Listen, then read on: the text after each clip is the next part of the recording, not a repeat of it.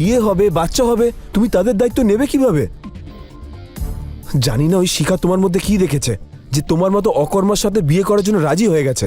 দিদি দেখো না, জিজু আমাকে বকছে। হ্যাঁ হ্যাঁ, সারা জীবন ধরে দিদির আঁচলে তোলা লুকিয়ে থাকো। আরে যথেষ্ট হয়েছে, গাড়ি না দিতে চাইলে দিও না, কিন্তু এইভাবে ওকে অপমান করো না।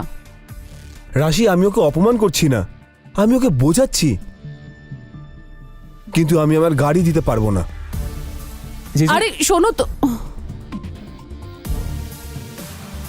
আমার গাড়িটা চাই। কি দরকার তোর গাড়ির?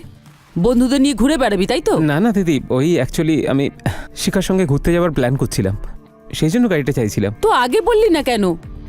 আর মিথ্যে বলার কি দরকার ছিল? এবারে যা, বাইকে করেই ঘোরা ওকে। দিদি এই রিয়া ফোন করছে কেন?